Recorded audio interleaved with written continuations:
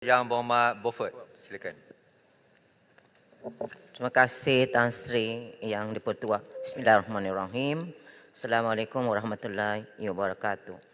Saya minta Perdana Menteri menyatakan apakah status semasa tindakan yang telah dilaksanakan oleh kerajaan berkenaan dengan isu tuntutan pihak yang mendakwa waris Kesultanan Sulu melalui proses arbitrasi di Spanyol, Perancis dan juga Luxembourg.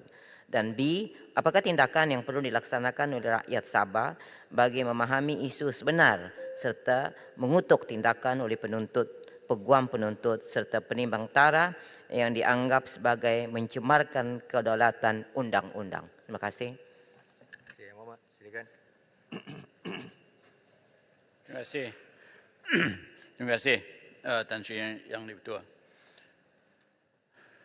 Tan Sri Yang di-Pertua, pertama apakah status masa tindakan yang telah dilaksanakan oleh kerajaan berkenaan dengan isu tuntutan pihak yang mendakwa waris Kesultanan Sulu melalui proses arbitrasi di Spanyol, Perancis dan Luxembourg. Latar belakang isu ini telah saya jelaskan sebelum ini di Dewan Rakyat pada 10 Mac 2022 yang lalu dan boleh disemak melalui penyata rasmi Dewan Rakyat. Pada masa ini, kerajaan giat melaksanakan tindakan yang komprehensif dalam menghadapi semua tindakan perundangan di Spanyol, Perancis, Luxembourg yang terbaru di Belanda. Sehingga kini, pihak penuntut yang mendakwa waris kepada Kesultanan Sulu yang diwakili oleh sekumpulan peguam diketuai oleh Paul Cohen dan telah membawa proses arbitrasi ke beberapa buah negara itu bermula di Spanyol dan pada 29 Jun 2021, Mahkamah Madrid telah memutuskan bahawa pelantikan penimbang tara Dr. Gonzalo Stampa pada 25 Mei 2021 telah pun terbatal dan tidak sah. Namun beliau bersama pihak penuntut bertindak tanpa pedulikan keputusan pembatalan tersebut dan sebagainya telah memindahkan proses timbang tara di Spanyol dan di Perancis. Rentakan itu, timbang tara seterusnya dibawa ke Perancis di mana Dr. Gonzalo Stampa telah mengeluarkan the final award pada 28 Februari 2021 yang memutuskan supaya kerajaan Malaysia membayar kepada penuntut sejumlah USD 14.92 bilion ringgit USD. Kerajaan telah mendapat perintah penangguhan pelaksanaan or stay of execution pada 12 Julai 2022 bagi mencabar the final award tersebut. Walau bagaimanapun, sekali lagi pasukan peguam penuntut terlebih dahulu memintas keputusan tersebut dan pada 11 Julai 2022 dengan notis sitaan bagi dua aset Petronas di Luxembourg yang dikemukakan melalui bailiff di Luxembourg. Terkini, pasukan peguam penuntut dalam proses untuk menguatkuasakan final award oleh Dr. Gonzalo Stampa di Belanda bagi menuntut melalui proses sitaan aset syarikat-syarikat dari Malaysia di sana. Kerajaan melalui Jabatan Peguam Negara sentiasa komited dan akan mencabar segala proses perundangan yang perlu dihadapi. Percobaan terkini oleh pihak yang mendakwa sebagai waris Kesultanan Sulu untuk merampas aset yang didakwa milik Kerajaan Malaysia di Belanda boleh dikatakan sebagai satu lagi tindakan mengimbang kesempatan yang bertentangan dan melanggar peraturan timbang tara dan norma di bawah Convention New York, the United Nations Commission on International Trade Law or UN-CITRAL. Kerajaan melalui pasukan khas bagi menangani isu tuntutan waris Jamalul Kiram II Sultan Sulu terhadap Kerajaan Malaysia telah dibincangkan perkara dan mempunyai langkah-langkah strategik yang akan dilaksanakan. Namun perkara tersebut tidak dapat sededahkan di sini, Tan Sri Yang di-Pertua. Minta maaf ada panjang sikit dan perlu dibaca keseluruhannya, Tan Sri. Tan Sri Yang di-Pertua, jawapan kepada yang kedua, apakah perlu tindakan yang dilaksanakan oleh Kerajaan Sabah bagi memahami isu sebenar serta mengutukkan tindakan oleh penuntut, peguam penuntut serta penimbang tara yang dianggap sebagai mencemarkan kedaulatan undang-undang. Isu tuntutan pihak yang mendakwa waris Kesultanan Sulu ke atas Malaysia merupakan isu nasional yang menjadi perhatian rakyat dan masyarakat antarabangsa. Dalam konteks ini tidak dinafikan tanggungjawab kerajaan memerintah untuk memastikan isu tuntutan ini ditangani dengan efektif dan efisien. Komitmen bagi kesedaran yang sama juga harus dalam setiap rakyat di negara termasuk Sabah untuk memahami isu sebenar daripada sumber fakta yang tepat dan sahih.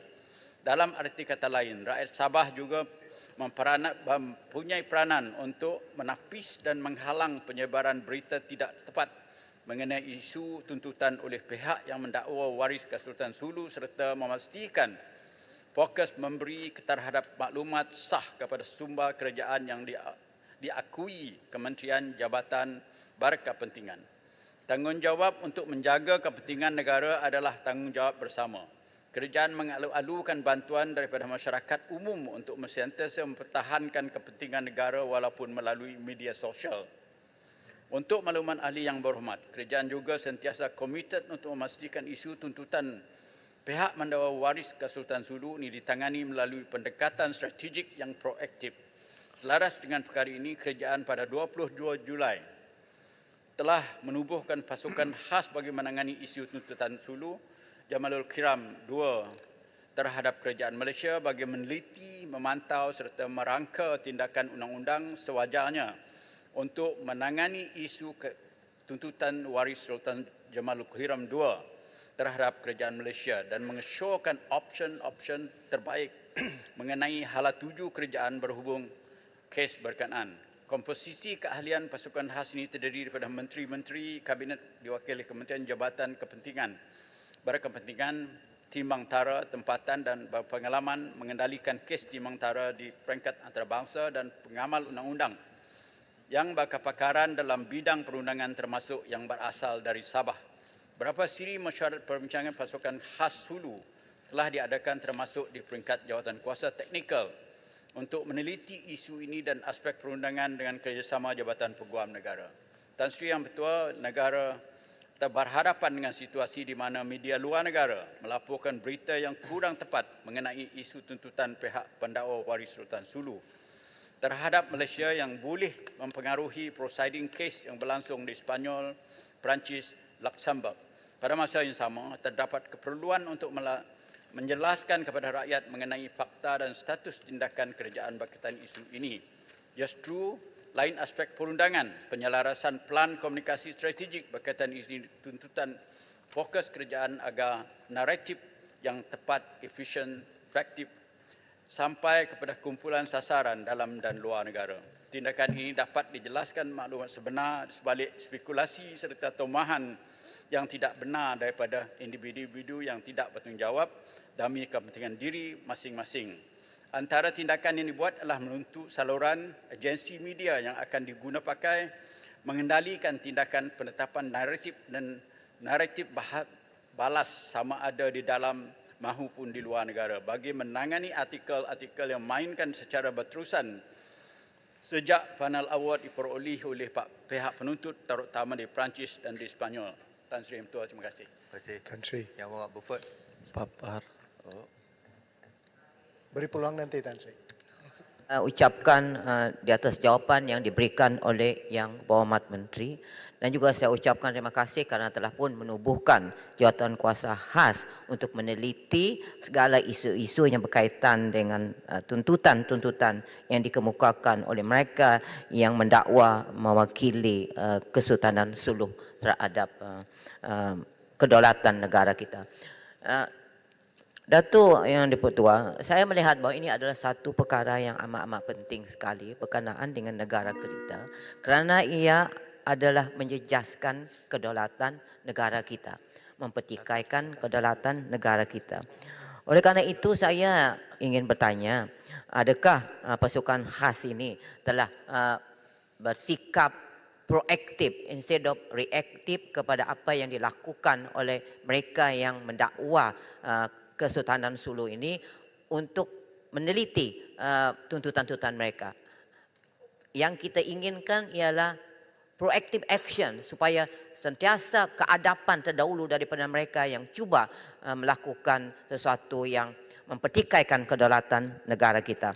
Yang kedua, adakah kerajaan telah mengadakan perundingan dengan kerajaan Filipina untuk memastikan tuntutan-tuntutan seperti ini tidak akan dibuat lagi ataupun diulang lagi oleh pihak-pihak yang mendakwa waris Sultan Sulu ini ataupun mana-mana pihak yang berasal daripada negara Filipina. Terima kasih. Terima kasih Tan Sri Ketua, terima kasih Yang Berhormat. Bahawa kerajaan menerusi program negara dan juga jawatan kuasa khas yang ditubuhkan itu telah memainkan peranan yang proaktif. Saya memberi jaminan kepada Yang Berhormat, tiap-tiap perkara berlaku kita teliti dan kita lihat. Tetapi dalam keadaan yang ada sekarang ini, kita tidak boleh memberi penjelasan setiap strategi dan tindakan kita kepada pihak umum. Kerana tindakan-tindakan kita itu adalah berlandaskan supaya jangan diketahui oleh pihak lawan.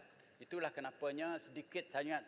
Tetapi walau bagaimanapun, oleh kerana kita melihat bahawa naratif yang dikeluar oleh pihak lawan kita di luar negara mengatakan begitu dan begitu, makanya kita telah bersetuju untuk menubuhkan jawatan kuasa lagi di bawah jawatan kuasa khas ini untuk menangani masalah komunikasi ini.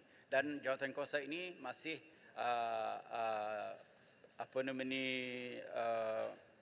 mencari pihak-pihak komunikasi luar negara yang boleh dikatakan membantu kita. Sebabnya Yang Berhormat, saya ingin perjelaskan satu perkara yang mungkin kurang dipahami.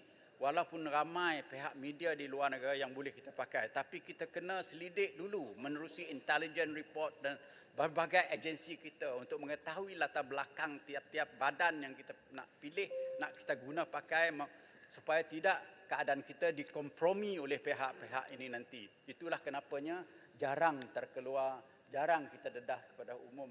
Walau bagaimanapun, kita akan dedah juga nanti apabila semua perkara ini telah in place. Yang Berhormat, terima kasih. Terima kasih. Tan Sri Speaker. Dr. Kinabalu dah Tan Sri bagi Speaker, lama. berikan Terima kasih, peluang juga Tan Sri Speaker. Dr. Kinabalu dulu pertinent tadi. for Sabah.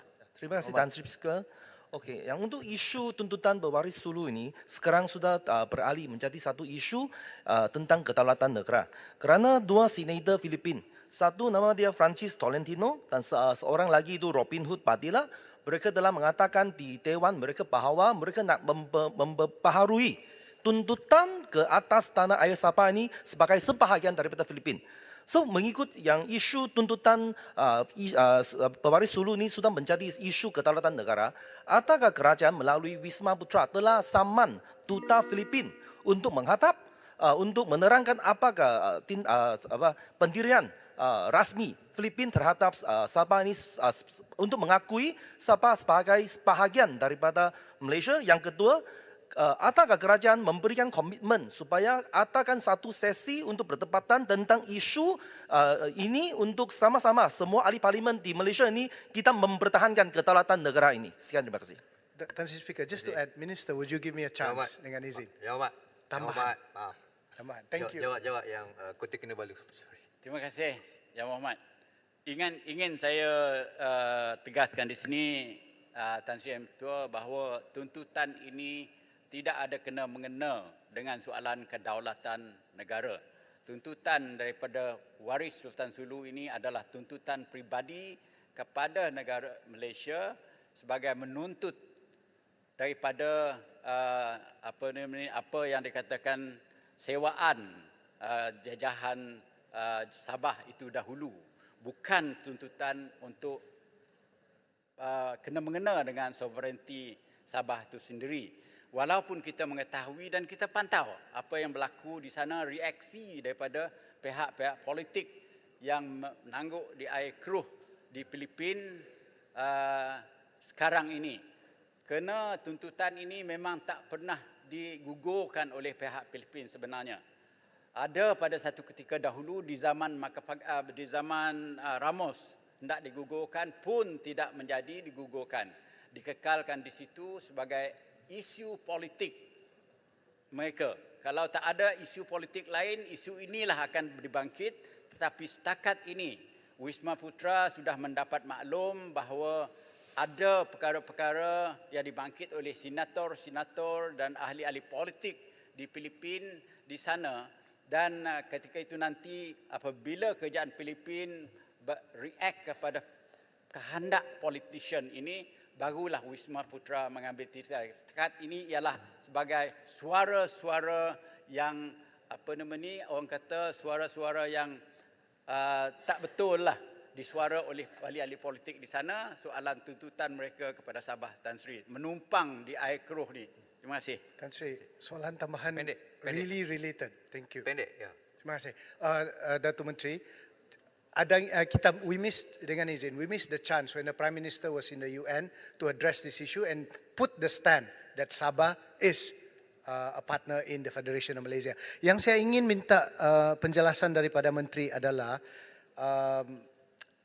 pada 30 September, Datuk Menteri telah di-quote oleh news menyatakan bahawa Yang Berhormat Datuk Seri Haji Wan Junaidi Tuanku Jaafar menegaskan bahawa aset Petronas bukanlah milik kerajaan Malaysia.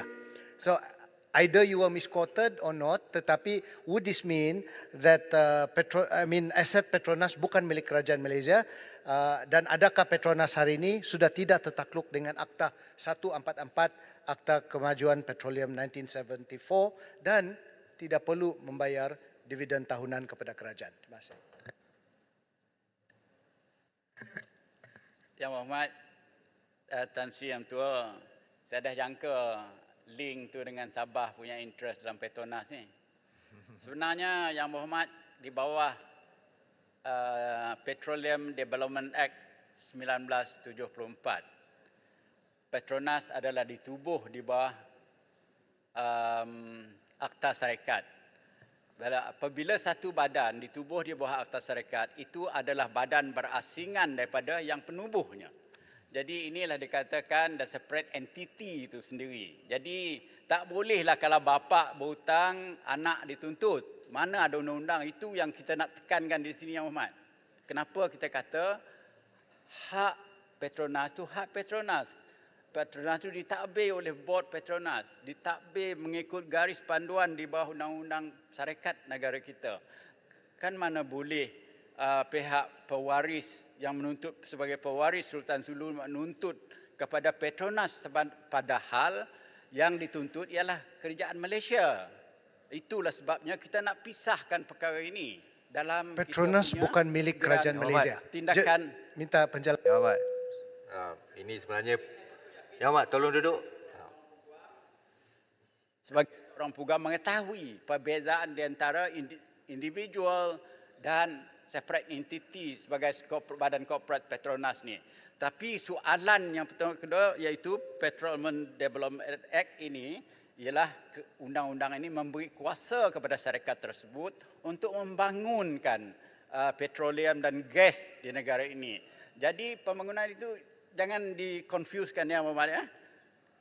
Apa kita deal dengan pihak penuntut yang mengatakan menuntut sebagai waris ni, dan apa yang kita kata berhubung dengan Petronas dan manajemen Petronas itu memang berasingan Yang Berhormat. Jadi itulah kata kalau harta kerajaan kita cabar, itu yang kita cabar di Paris, kita cabar di Madrid dan kita cabar di Luxembourg. Dan juga akan dicabar di Belanda. Just to clarify, Tahu.